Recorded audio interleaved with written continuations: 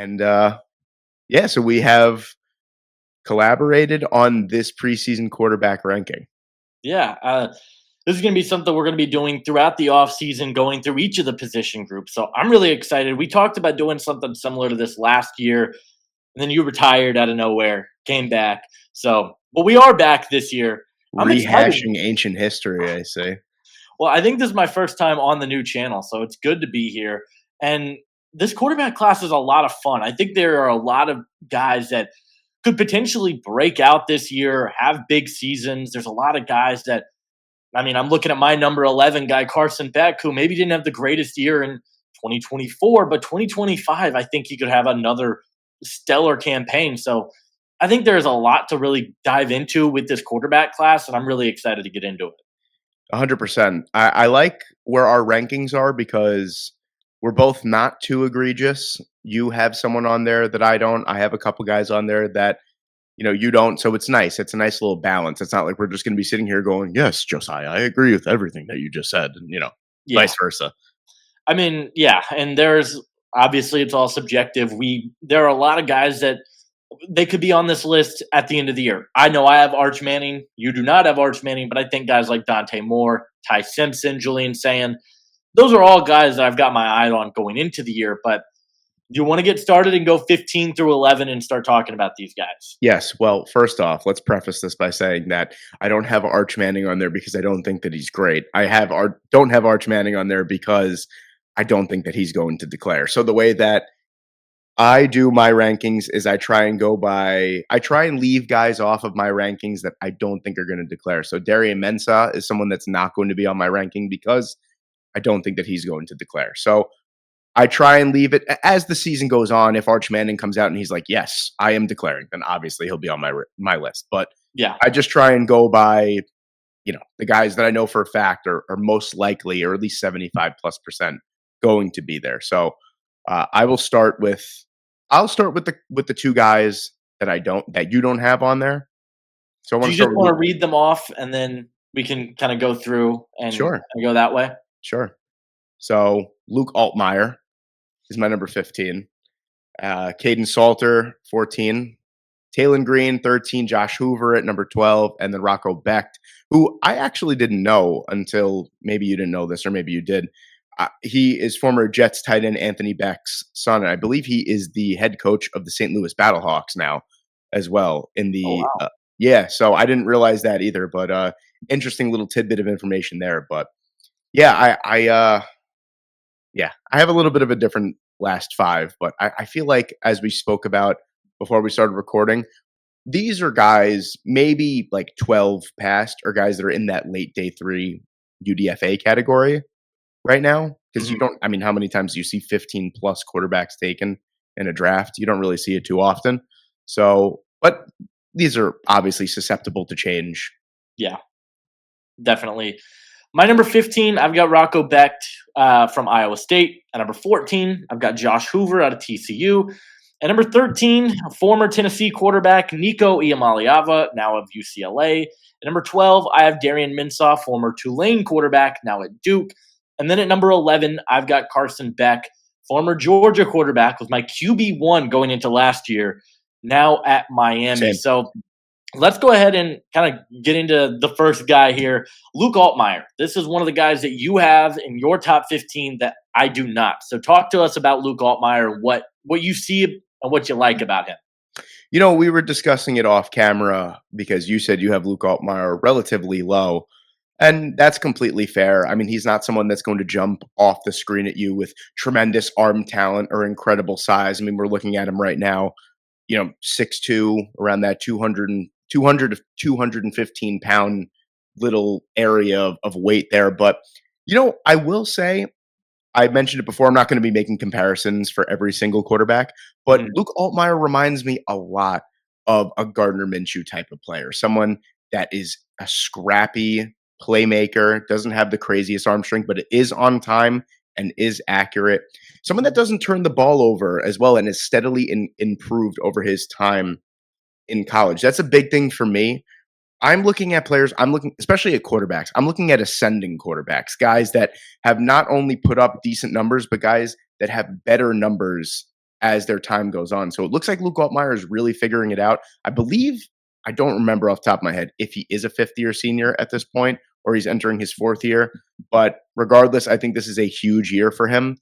And, the Fighting Illini are a team that have produced, quite a bit of NFL talent on both sides of the ball the last couple of years or so. So I think this is a pivotal year for Luke Altmaier because he has significantly less talent on that Fighting Illini team. So if he's able to put up that 26-8 or around that like he did last year, I think we're looking at a quarterback that's probably going to make some noise around that day 3 category.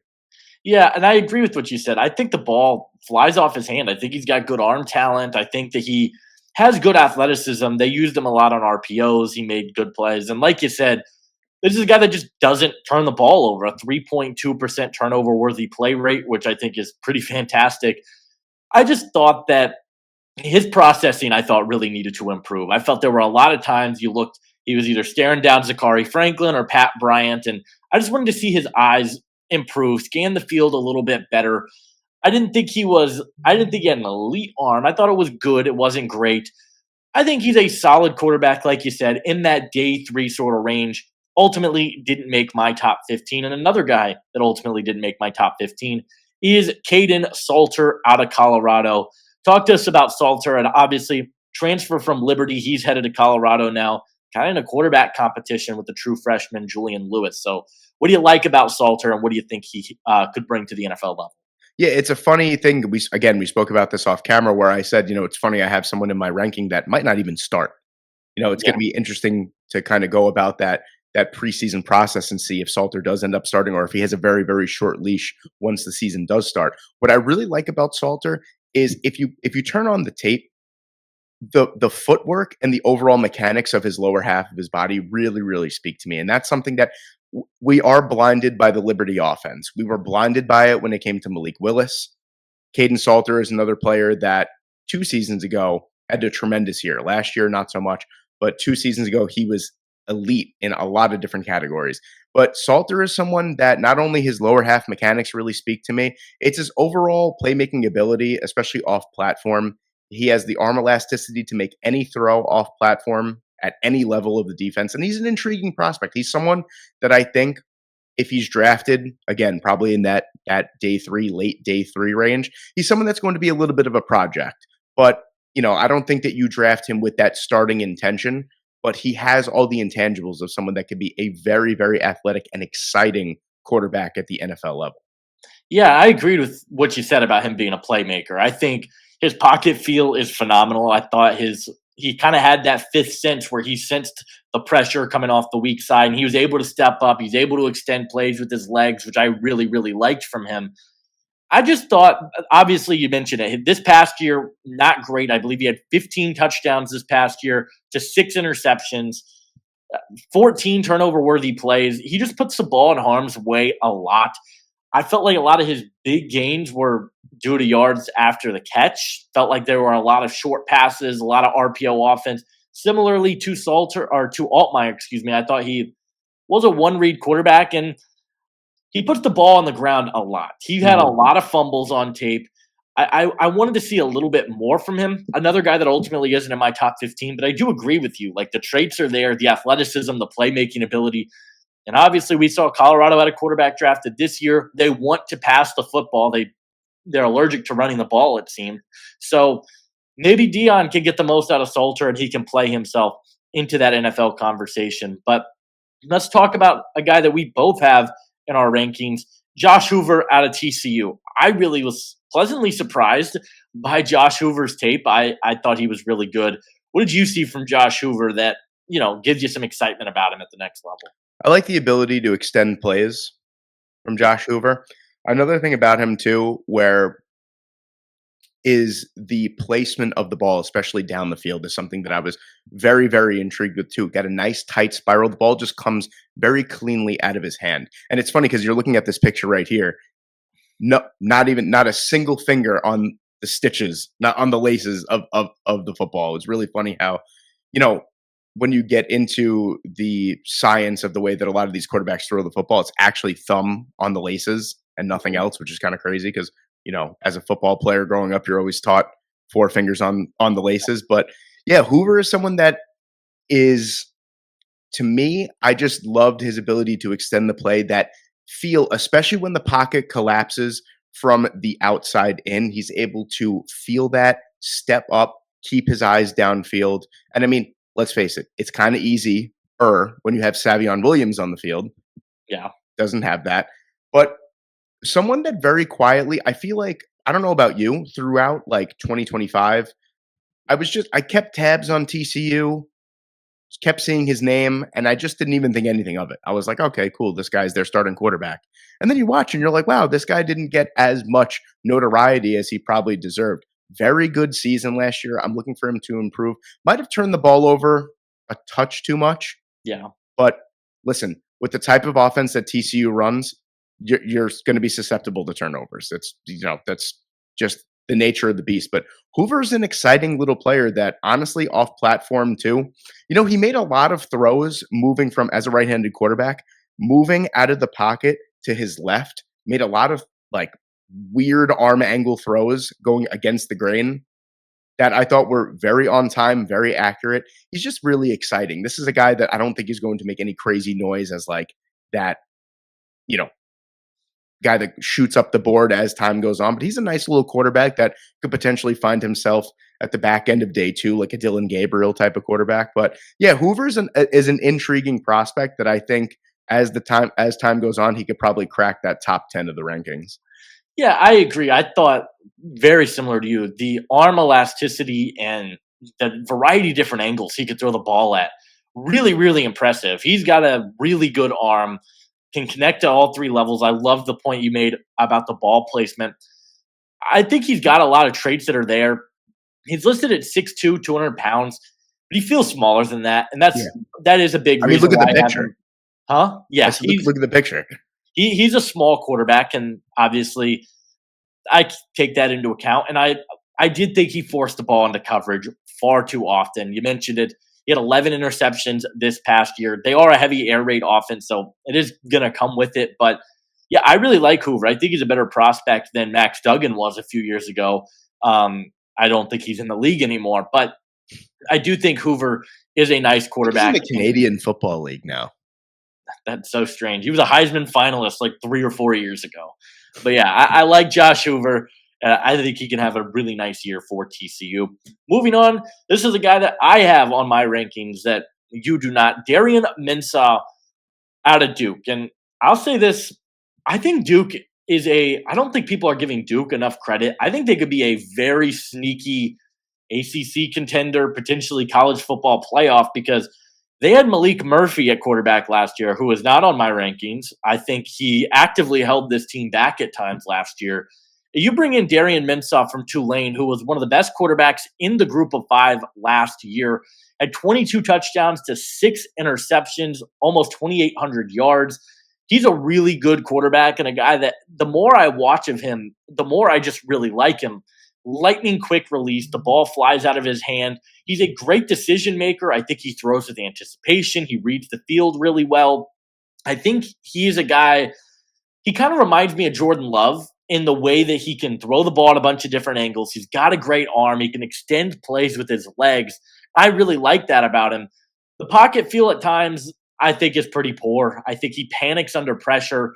And I do think he's going to have to improve his accuracy. There were some overthrows, some underthrows. He's just going to have to clean up on some of that stuff, be a little bit better with his timing. But I really like him. I think he's got the arm talent. I think he's a good athlete that they could use on design quarterback runs. And he's just a smart quarterback. He's a good processor. Obviously, he is coming up from the American Conference, and I think that's why you don't have him in your rankings. But if he ends up shining in the ACC, I think he could be a really interesting player that could potentially be a top 5 quarterback at the end of the year. I definitely think Mensah is that good of a player. Just need to see a little bit more from top tier competition, but a guy that I really, really like in this class. Yeah, from my standpoint, you pretty much nailed it on the head. One thing that I would like to see is how he steps up from the American to the ACC. And listen, the terrified in the pocket or panicking under pressure could potentially be exacerbated by how strong the ACC is in terms of pass rushers this year. So Mhm. if he deals with that relatively, on a decent level, I would say. Especially, like, I just think of, like, Clemson and all the dogs that Clemson have on there, you know what I mean? Like, you just think of all that, and but if he's able to mitigate that pressure and kind of figure his way out of the pocket and keep his head down the field and kinda clean up a little bit in terms of the pocket presence, I agree with you. I mean, all the tools are clearly there. He's a fantastic athlete, good arm, you know, accuracy is pretty good on all 3 levels. I think he's a very, very talented quarterback. The one thing I'm weary of is that move up to the ACC. And also, I think that could potentially take another year. Maybe it's a messy year for Darian Mensah, and he has to take another year, and that's completely okay. But I agree with you. I think Duke over 5.5 wins is like the easiest bet that you could take I from. think they won like 8 games last year Yeah. from Malik Murphy, and they're bringing back mostly their same team. One stat I wanted to point out with Mensah, of all the quarterbacks that we have in this video, Mensah is second in adjusted completion percentage at 75.7. So the accuracy is really good. I think he's going to have a really big breakout year for Duke. Another guy we both have, a late addition for me. I added him late in the process. It's Rocco Becht. And this is a guy that we both said I was familiar with Rocco Becht, kind of the osmosis of watching Jalen Noel, watching Jaden Higgins. So I was familiar with Rocco Becht. The guy's a gunslinger. He's a fun quarterback and a guy that I definitely think he's gonna, I think, be at the very worst a good backup in the NFL. He's got good arm talent, really good athlete. I think there's some traits there that are definitely intriguing with Rocco Becht. But I think my favorite part, he's so good at feeling pressure, feeling the rush. He's really, really hard to bring down, slippery, and he just knows how to extend plays with his legs. I think he's going to have a really nice career. But what do you like about Rocco Becht? I mean, you pretty much nailed it on the head. And I think I do have him ranked a little bit higher than, yeah, I do have him ranked a little bit higher than you do. I think the reason why he just kind of misses out on my top 10, the reason being that I think the creativity kind of lacks just a little bit from him. Rocco Becht seems like a very vanilla based quarterback. And I'm very worried about Jalen Noel, Jaden Higgins being gone, what exactly is going to happen. But like you said, you're 100% right. He feels pressure well. He slips out. He's not easy, especially for his frame. He's not the biggest quarterback out there, but he's someone that is not easy to bring down. A very, very tough competitor as well. Maybe he gets that from Anthony Becht, who was a tight end in the NFL, his father. But yeah, I mean, really, the only two things kind of keep him out of that top 10 realm for me is really just kind of maybe the lack of creativity and then maybe the overall size. Good size, not like that elite size like you're going to see from like a French, like a Fernando Mendoza or something like that. Yeah. I also thought his accuracy, despite playing with two great receivers, Yeah, it could get cleaned up a little bit. sure. There were some bad throws on tape, but like I said, I got him at number 15. I think you've got him at At number 11. 11, So yeah. I definitely think Rocco Becht can, make a name for himself and be a nice player. So that's it for 15 through 11. Let's take a look at number 10 through number 6 here.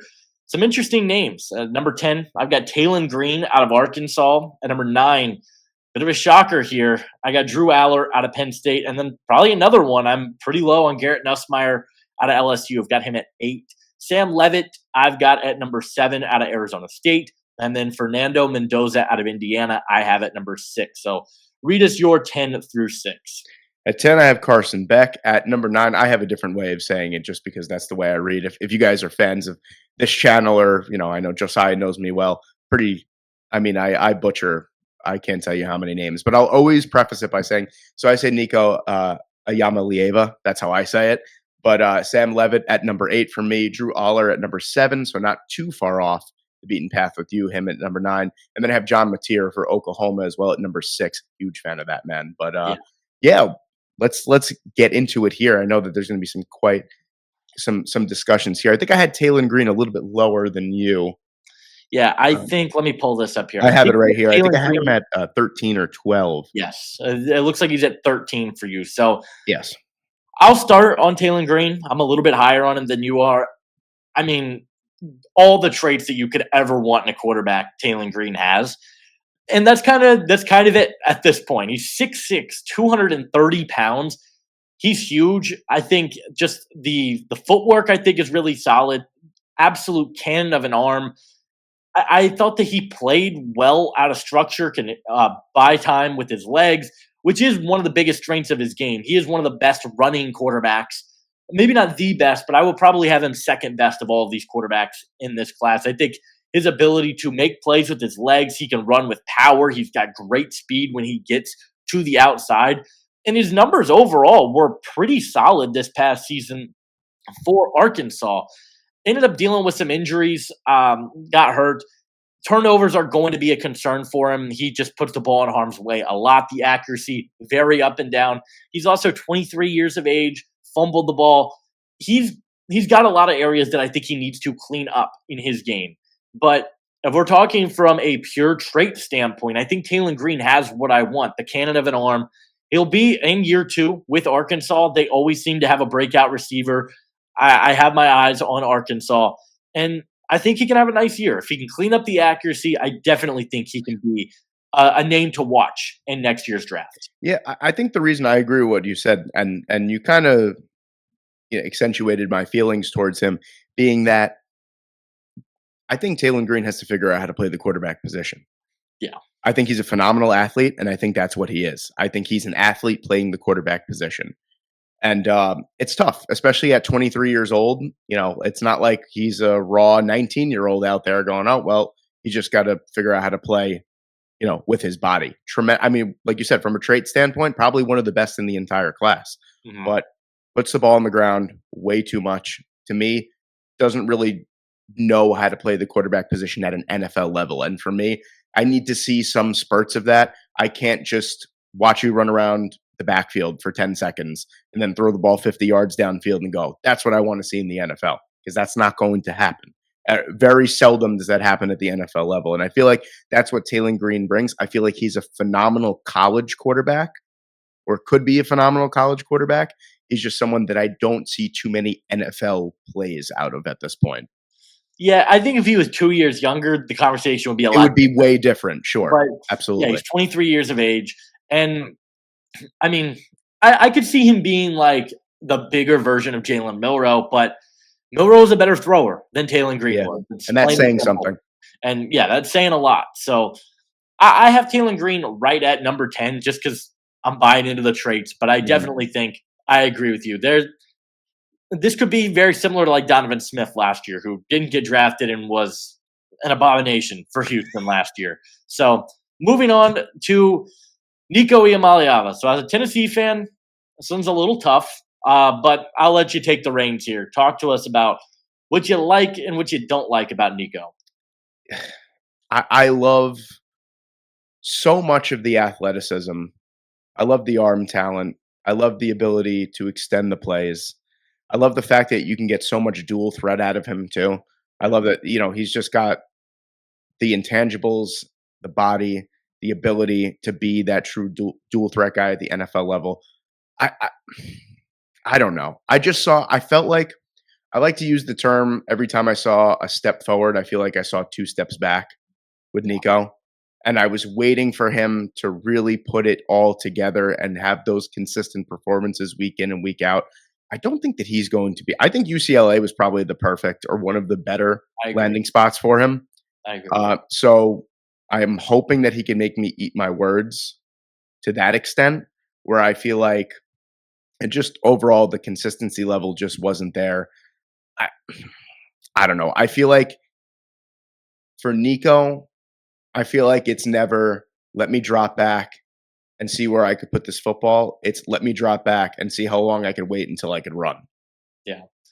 I agree with a lot of your sentiments. I think he has all the talent in the world. I Yes. mean, maybe the best arm talent in this class. The guy's just got a cannon Yeah, it's attached insane. to his right arm. He's an incredible dual threat athlete. He's shifty in space. I agree with you. I think UCLA was a great landing spot Yeah. for him because no expectations. I don't think anyone's really expecting him to be great. And from an NFL draft perspective, I think this is exactly what people wanted. It's really hard to gauge how good a quarterback is in a Josh Heupel system because they use the wide hashes and it's very simple. The Hendon But Hooker also- effect. Yeah, but that also should be a little bit concerning at the same time for Nico because the offense was very favorable for him, and he just struggled. Yeah. He had a lot of really up and down plays last year. I mean, the accuracy was all over the place. I so many missed opportunities for him last year that he's got the defense, he's got the safety dropping, and he takes the shot. He's got to be more consistent, but again, it's really hard to just forget about the traits. And I think he's going to have a good year for UCLA. I do. I think Yeah. he'll be I good. agree. We'll see if he comes out of next year's draft class. I expect he will, but you never really know. But I've got him just outside my top 10 because the accuracy does scare me. And I thought the footwork was really, really bad. I think Yeah, it's he throws off of a flat base far too often, and that's going to have to get cleaned up. But, definitely a name that you guys should be familiar with. And I think most people are familiar with at this point. But yeah, I've got him, I think, at number 13, and you have him at number 9. yeah. I have All him right. a little bit higher than you because and it's funny because I'm more of the way that I base my rankings is I'm a little bit more of a what you see is what you get type of guy. I don't rely so much on traits Hmm. as I know that traits are very, very, has appeal. But I need to see a little bit of it in action. But Nico is just someone that I mean, like you said, cannon of an arm, elite athlete. You can't ignore that. I mean, this is how I felt about Jalen Milrow a couple seasons ago, where I was like, I can't ignore the fact that this guy could probably throw 80 yards standing flat footed. Yeah, So, you know, absolutely. it's I just like to see the ball go far, essentially. Fair enough. Carson Beck out of Miami. Ah, I'm gonna start here because Yeah, I think a lot of people are gonna talk about Carson Beck and talk about the negativity. I think I want to talk about the circumstances. Not that I want to make excuses for Carson Beck. I think he was a lot better though than what a lot of people are going to lead you to believe and what the numbers are going to say. The interception rate, it's high. yeah. Georgia couldn't catch the ball last year. No, Arian Smith, I do apologize as a Jets fan. It had some of the worst hands I think I've ever seen in a college prospect. Dominic Lovett had a lot of drops. People will use the argument that he, was only good when he had Lad McConkey and Brock Bowers. And look, I get that argument, but a quarterback needs good weapons to throw the football to, and yeah, he didn't really have that last year at Georgia. I think he's going to a perfect spot in Miami that just produced a Heisman finalist, just produced the number one overall pick. And I don't think the expectations are going to be as high as they were at Georgia. The guy still has, I think, one of the best processors in the class. I think he reads the field incredibly well. His eyes navigate move left to right really well. I think he's got good footwork. I think he's got a good arm. I wouldn't say he's got an elite arm. I think the area that he stepped back in the most, I thought the pocket feel was a lot worse this past yeah, year than it was the previous year. Too many sacks. Gonna need to improve that, but I mean, you got Francis Mauigoa protecting for your right side. He is in a perfect situation to succeed. I think I have him. Let me pull this up. I have him at number 11, and honestly, I think that's probably too low for Carson Beck. If I had to bet, I think he will jump back into the top 5 quarterback conversation at the end of the year. I'm really high on Beck this year. It is hard to erase some of the bad plays and big moments last year, but I'm very curious where you stand on Carson Beck right now. yeah. One thing that I've always liked about Beck is the anticipation throws. He throws with a lot of anticipation, and that's something that you don't see too often, or at least if you see it often enough, it's not executed at a high level like Carson Beck does. There's a lot to like of Beck's game, also a lot not to like. It's going to be interesting to see how he moves over to Miami. That has been their offense has been stripped bare bones of weapons for the most part for now. Xavier Restrepo's gone, Elijah Arroyo's gone, Damian Martinez as well. It'll be a little bit tougher for Beck than it was for Ward because I mean Cam Ward stepped in and was the best quarterback in the country quite easily. And Yeah, honestly, I feel like if Beck stepped into the same situation last year, he'd I agree. probably be dang close to at least the top 3. So, like you said, weapons definitely I shouldn't say make or break a quarterback, but it definitely helps having weapons for sure. But Beck is someone that you as well as I had as their number one quarterback last year. going into it at least, and that's really saying something about the class. But Beck is someone that I think he's going to be that. Him and Garrett Nussmeier are close for me in the way that I just feel like at the next level, at the very least, they're not going to be able to use their legs really at all. I Yeah. don't think Beck is going to be someone that's going to be, dancing around the backfield, avoiding sacks. But like you said, the pocket presence lacked quite a bit. I don't know if it's lack of focus or not, but I'm hoping that Beck gets his NIL money here and he just kind of focuses on football because with the girlfriend and the cars and the way that he handled himself at Georgia, seemed like his mind, at least going into last year, was off of football. It wasn't purely on football. So if he can get himself focused, he has more than enough talent to be in that top 5 discussion yet again. I just he needs a reset. I need to see it happen all again, like it did in 2023. Yeah, I absolutely agree with everything you said there. Moving on here, Sam Levitt out of Arizona State.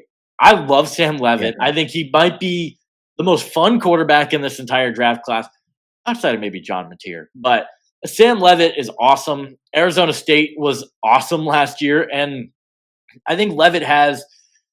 If Levitt was 2 or 3 inches taller, he might be the best quarterback in this class, in my opinion, because I think he's got good legs to make plays happen.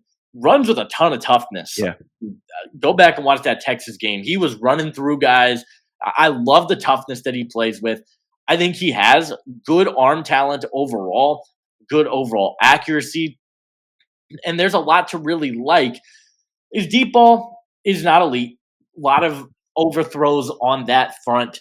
Not the biggest guy, and I do think he's going to need to improve his processing. He was Yeah. staring down reads for way too long, but the guy can escape the pocket. He's a good rusher. He's got good overall accuracy, and he just plays tough. I love that in a quarterback, and I think Levitt has the traits to be that. Let's see if Arizona State can replicate their magical season they had last year. I tend to believe they will, and if that's the case, I think Levitt could definitely be a first-round pick. Yeah, I'm gonna go off the beaten path with a couple things here. I love Levitt. I think he's going to be great, like you said. Right now, he's reminding me a little bit of Will Levis in the way that runs tough, plays extremely tough, almost to a fault sometimes.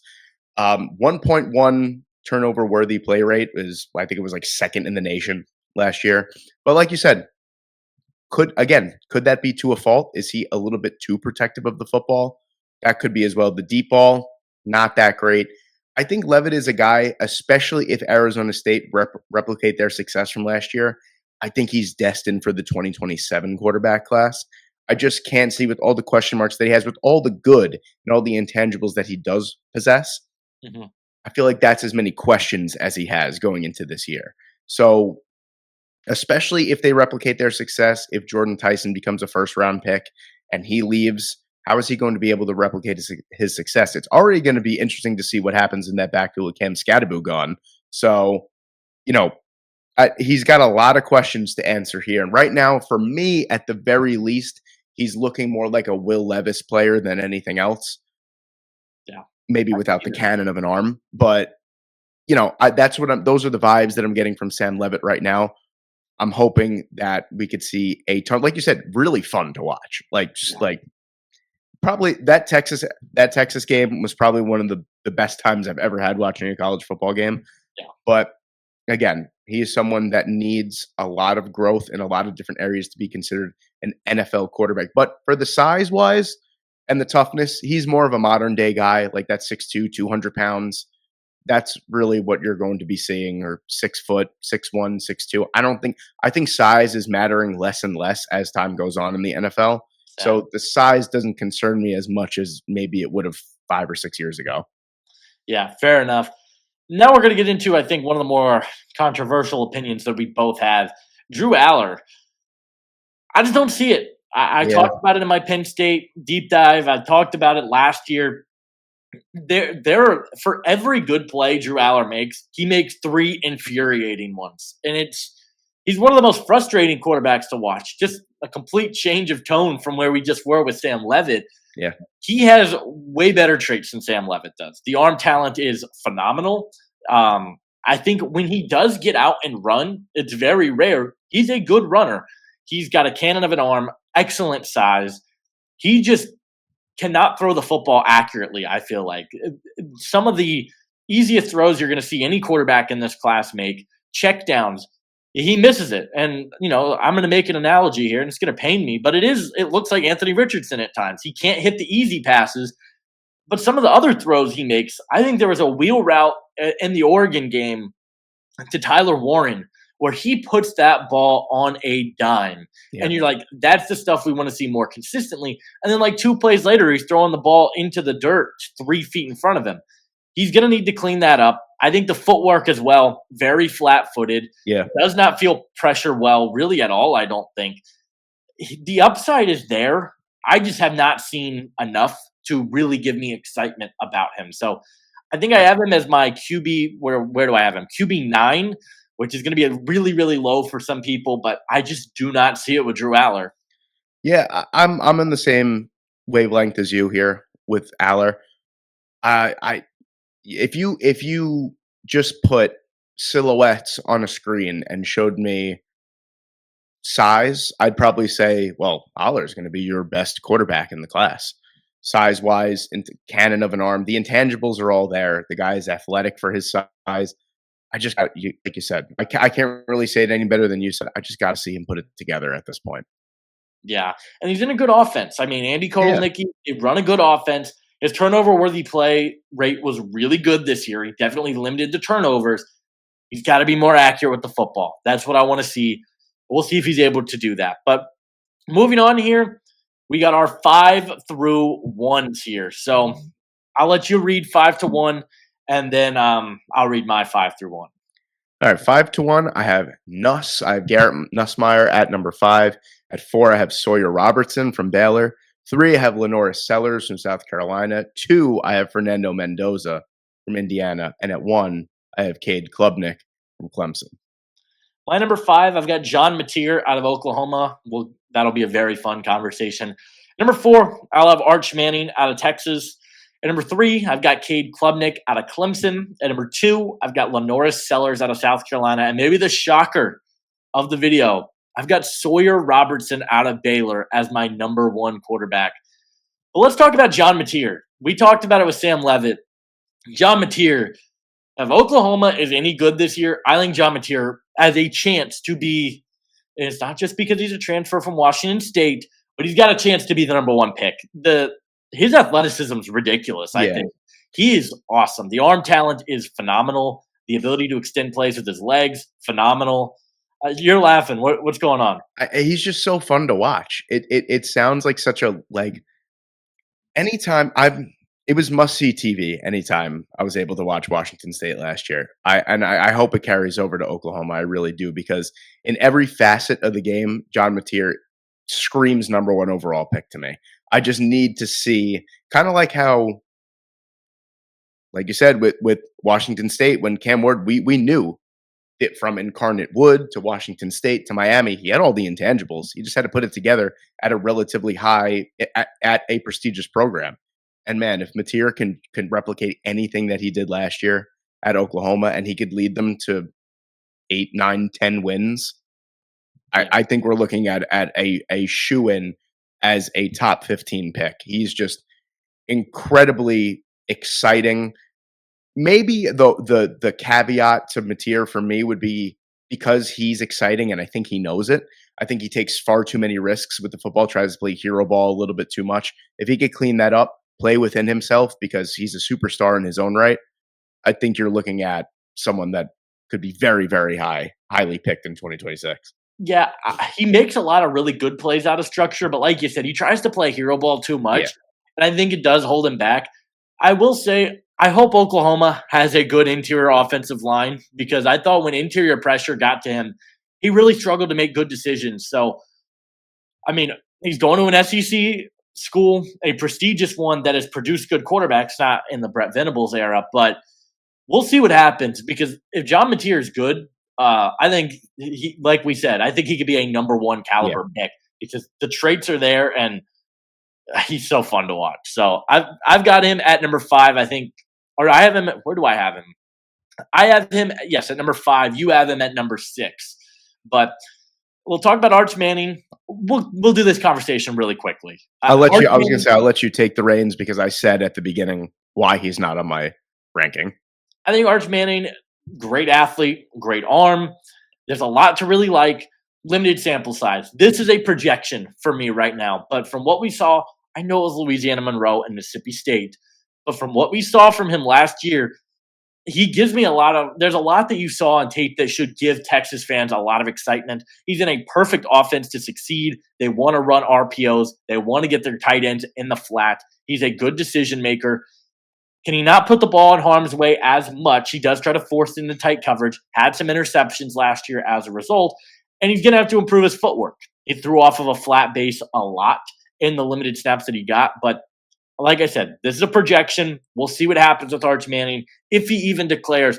If Arch Manning does declare and he has the Heisman season that everyone thinks, I would bet a lock to go number one overall. Yeah. But obviously, it's up in the air, and we have really no idea. So, don't want to spend as much time on Arch Manning as we did some of the other quarterbacks, but definitely wanted to bring his name to the table here. But let's talk about Garrett Nussmeier now. I think I'm probably going to get killed by LSU fans, to be completely honest, because I have him at number 8. And I wasn't really high on him last year. I know that they really went out and they overhauled this offense. I mean, you didn't really need to do too many overhauls because LSU always has weapons, but they bring in Barry Brown. They bring in who did they bring in? The other receiver in the portal. Nick Anderson? Yes, they bring in Nick Anderson. Thank you. He's got weapons at his disposal. The cannon of an arm is there. I love that. The ball flies off his hand. He makes quick decisions, goes through his progressions well, but I think the footwork and the accuracy need to improve. The accuracy, while it is good on paper, I think there were a lot of missed opportunities for him. He threw off his back foot way too frequently to my liking, and that's just a bad habit to get into at any quarterback. And he does have a gunslinger mentality. I've seen people compare him to Baker Mayfield, which I don't hate that comp at all. I think it comes back to hurt him, though. He forces the ball to reads that just aren't there. We'll see what happens. I mean, if LSU goes on this magical run, which it's very possible, we've seen it happen with 2 other LSU quarterbacks in the last 5 years, where they come back for their last year of eligibility and absolutely light the world on fire. Yes. I'm preparing for that to be the case with Garrett Nussmeier. These are my preseason rankings, and where I stand with Nussmeier right now is the footwork isn't great. He forces the ball into too many coverages, and I think he's got to improve his accuracy. So that's kind of my stance on Garrett Nussmeier as a player. Yeah, Nuss for me is a quarterback that if this was the 2006 NFL draft we were talking about, not the 2026 draft, he'd probably be the number 1 overall pick. Nussmeier is just a Matthew Stafford gunslinger type of quarterback. I think, whereas a lot of people think Matthew Stafford is anchored in the pocket, he's really not. He doesn't run.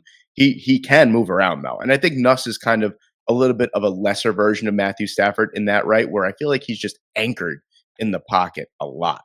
And that's a problem in today's NFL. You're not going to get from Nuss, you're not going to get that incredible athlete that could, run around the pocket or run around the backfield for 5 to 6 seconds.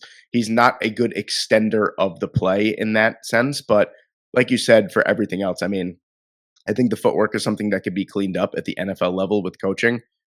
Quick release, rocket for an arm, good accuracy, good anticipation.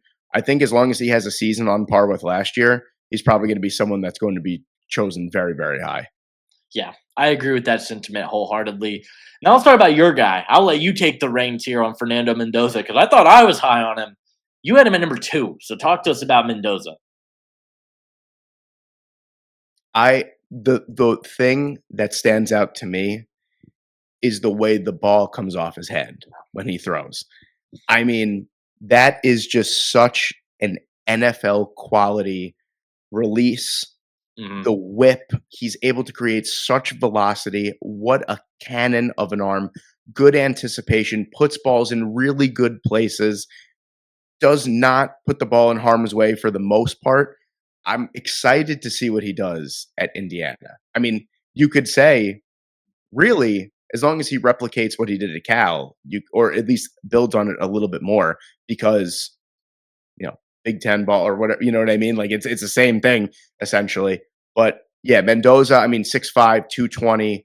He's got the ability to move around, extend plays, the eyes too. He's consistently, I mean, his head is on a swivel consistently back there, and he's got good weapons this year to work with. I'm just super high on this guy. The way that the ball comes out of his hand is something. As soon as I turned on the tape, I was like, "Whoa, wait a minute!" I think I tweeted it like 5 weeks ago when I was going through this. I was like, "Mendoza can sling the rock." I don't think that there's really any deniability about that. But I'm just super high on him, and I think that as long as he has a season like last year, good pre-draft process, there's no reason for me why he can't go top five. I might sound crazy saying that, but No, I agree wholeheartedly. I think the guy is tough too. I mean, this guy was getting just destroyed in the backfield last year. The offensive line for Cal was not good. The weapons at Cal really weren't that great outside of Jack Injuries, who we'll talk about in the tight end rankings, I'm sure. Um, he just you said it perfectly. Fernando Mendoza, the way he throws the football and the release and the way it flies off his hand, it's just different than other quarterbacks. I thought that he had elite ball placement as well. He can put the ball on an absolute string. And I also love the point that you made about his mobility. He is a way better athlete than he gets credit for. I thought he did a good job of extending plays with his when he legs. could. Yeah, he's a quarterback that's got great size. He can move. I thought that his pocket feel at times was bad, and he took way too many sacks, and that's really what it came down to for me. Also, threw off his back foot a lot. That's just something that I really weigh quarterbacks down on, is when they are throwing off their back foot and getting into those bad habits. I'm just naturally going to be lower on them. I still have Mendoza at number 6. You mentioned his eyes on a swivel. Maybe I got to put on a couple of other games. I was not seeing that on the games I watched. I saw a lot You of got to Stanford really hone numbers. in on. At first it wasn't that was something, but then you dive deeper on it and you realize that the reps where he does have 2, 3, 4 seconds to Yeah. throw the football, he's really reading through his progressions very well. It's just like you said. I mean, you're gonna be gun shy when you get sacked as many times as he did. So Yeah. I kind of gave him a little bit of a pass when it came to that. I'm hoping that Indiana, you know, helps him with that. And I mean, just a wonderful landing spot too with the Hoosiers Yeah. that are on the rise as a program. He's got Elijah Surratt, who is always open, so he's going to have a number one target right out the gate. The offensive line for Indiana is bringing everybody back, and they've got a couple of guys that are going to get drafted highly on that line. So I expect Mendoza to break out again. I got him at number 6, and I think he can be a lot higher than that at the end of the year. Let's talk about Lenora Sellers, another just alien at the quarterback position. I'm just gonna say one thing. Go for it. And this is the sentiment that I'm going to keep throughout the entire pre-draft process. Justin Fields on steroids. That's my Lenore Sellers take. Yeah. That's what he is to me. And I mean, at least not what Justin Fields is now at the NFL level. I'm saying like what Justin Fields was at the collegiate level. I love Lenora Sellers, and I just want to see Nick Harbor involved more in the South Carolina offense. Absolutely. I mean, Sellers, we talked about Nico having great traits, Drew Aller having great traits. Yeah. I mean, Lenora Sellers has those maybe times 5. I talked about how, who did I talk about it with? Taylon Green being one of the best running quarterbacks. I said he was number 2, and it's just behind Lenora Sellers, because Sellers is an unbelievable athlete out of structure. I mean, some of the plays he can make, he's super quick. He's shifty in the open field. Obviously, at that 240 pounds, he can run through guys, which you like, but it also scares you at the same time for the same reasons that Anthony Richardson being able to run through guys scares you at the same time. He's going to get a lot of Anthony Richardson comparisons. I get it. The size is very similar. He's got an absolute cannon of an arm. What I think he has over Richardson, though, he just sees the field a little bit better than Richardson ever did. I think his footwork is a lot better than Richardson's was coming out of Florida. And while I do think he needs to improve his eyes, improving at reading the field, and the accuracy still up and down, I mean, this is a guy that's only started one collegiate season. He's got all the traits in the world. I mean, if he declares next year and has the same season he had this year, he'll still be a top 5 pick. I just think people are going to fall in love with the traits. And yeah, so I mean, I love Lenora Sellers. I think he's a really, really good quarterback. I've got him as my number 2 in the class. You got anything else to That's add? no, that was my sentiment. That was it. All right. I'm sold on Lenora Sellers, so Yeah, I think he's going to be awesome. yeah. We'll talk about my guy, my number 1 quarterback in the class, probably to the shock of everybody. I want to mean, hear you on this. yeah, I think Sawyer Robertson is an awesome quarterback, and I get it. He has a very limited sample size. I think he started most of the games for Baylor last year. I think Daquan Finn was the presumed starter going into the year. He ended up getting hurt, and Sawyer Robertson took it, and he's not looking back. I mean, Sawyer Robertson is 6'4", 220 pounds. He's got the size, but what I absolutely love about him, his pocket presence, and I just think his ability to go through his progressions and hit every throw on the field. I think he's got a absolutely incredible arm. He can hit balls at all 3 levels of the field. Was incredibly accurate with the football this past year. His adjusted completion percentage 68.8. It's lower than you typically see, but I think he is an overall pretty accurate guy. I thought the deep ball accuracy is where I had my most concerns for his accuracy, but he also, like, I don't think people really give him credit for being a good athlete. There was a play where he split 2 defenders as a runner and just kind of ran up the middle of the defense. He has that in his game. He has got great pocket feel. He goes through his progressions better than I would say any quarterback in the class. He's got an incredible arm, and he's also only played he's only had 1 full year. If he replicates the season he just had, Yeah. I mean, I think this guy is going to be talked about as a first-round pick. And I think people are already starting to talk about Sawyer Robertson in that light, because a guy that wasn't being talked about a couple of months ago, now people are like, well, Baylor should be a top 25 team. It's because of Sawyer Robertson. I think he's an awesome player that is just going to continue to get better. I will say, I'm glad that you mentioned the deep ball accuracy. One thing that does concern me is I think that he has a fantastic arm and he knows it. I want to see more touch, especially on those deep passes. I need to see a little bit more air under it. Yes. And I think that's what kind of separated me. I mean, I think 4 was like what you said with Fernando Mendoza for you and then me. I kind of feel with Robertson. I thought I was high on Robertson. I mean, you obviously very, very high, but that's just the one concern for me. I need to see just a little bit more air under those deep passes because he could do it. Yes. Like, it's not like he can't do it. Just a little bit more air, let those receivers run under it, and you got someone that it could potentially take Baylor as a sleeper playoff team and be a sleeper first round pick. Yeah, and I'm glad you mentioned the conversation about his touch, because that was something I definitely noted as well. Just put a little bit more air under it, but I think he's got weapons at Baylor. They're returning pretty much the entire same team that was really, really good in the second half of last year. So if they can replicate that, just remember the name Sawyer Robertson. But at number 1 for you, at number 3 for me, and our final quarterback in today's rankings, Cade Klubnik. Talk to us about Cade Klubnik and what you like about him.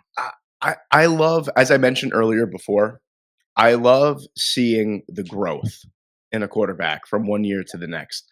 Cade last year really kind of blew the expectations out of the water. 28 big throws, I believe, was like I think it was 5th. Big time throws was 5th in college football last year in that realm. Someone that just overall, all across the board, you look at completion percentage, yards, turnover ratio, touchdowns, even rushing the football. Yeah. I mean, he was just a completely different player from 2023 to 2024. I mean, he was phenomenal last year. Again, he's getting an offense this year that is loaded with talent. Yeah.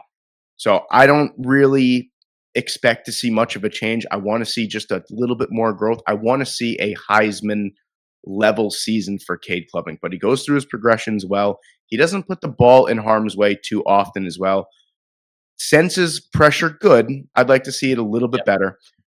There are some games where he just it seems like he's almost lost back there. But when he's good, he's really good. When he's bad, it's really bad. But I want to see a little bit more consistency with the feel, with the pocket presence, with the ability to. He's got the ability to extend the plays. I want to see it a little bit more often. I want to see him use his legs a little bit more often. As crazy as that sounds, but Cade has all the makings of a Heisman number one overall pick type of player.